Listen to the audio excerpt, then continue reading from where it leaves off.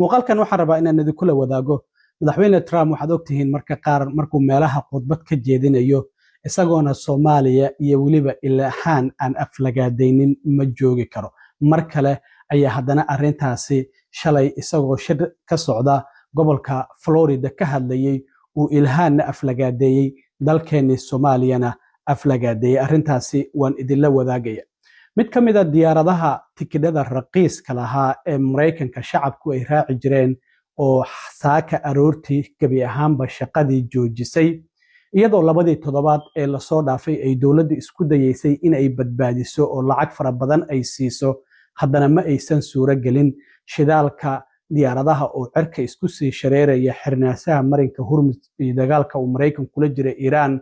darteed ayaana diyaaradaasi ay gabi ahaanba shaqada ay u joojisay haddaba diyaaradaasi maxay tahay shacabkii tikidhada ka jartay maxay samayn karaan imise jeer ayaa hadda ka hor ay shirkadaasi qarka u fuushay in ay musallafto waan idinla wadaagayaa arrimahaasi oo idil iyo diyaaradaha kale oo hadda doonaya dadkii tikidhada diyaaradaasi ka goostay in ay caawiyaan isla markaana tikidho raqiisa ay siiyaan haddaba arrimahaasi oo idil ayaan idinla wadaagayaa balse marka hore soo dhawaada madaxweyne Trump waxaan ognahay ilaa iyo 4 sano hore oo xilka hayay iyo hadda ku dhawaad sanad ka hor markii uu xilka qabtay waxa uu aflagaadeynayay dalkeena Soomaaliya waliba xildhibaanada kaliya ee Soomaalida ah ee ku jirta Congress-ka Mareykanka Ilhaan Cumar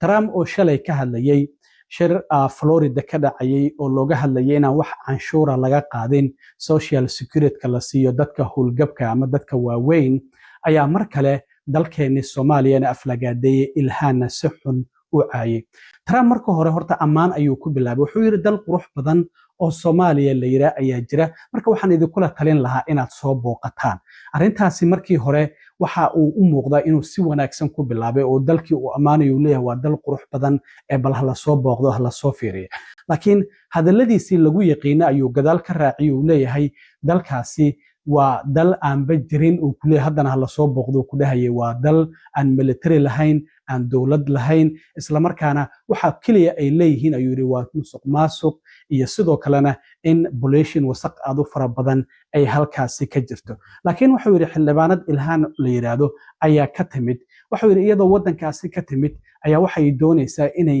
anaga wadankeena sidii aan u maamuli lahayn ay noo sheegto waxay leedahay yiri dastuurku xuquuqdaas uu siinaya waliba isagoo si xun ugu dhawaaqaya muuqaalkiisa ayaad arki doontaan xuquuqdaasi ay dastuurka siinaya waa in xuquuqdaasi la isiiyo arrintii been abuurka ahayd ayuu mar kale soo celiyay oo ahayd in ay walaalkeed guursatay arrintaasi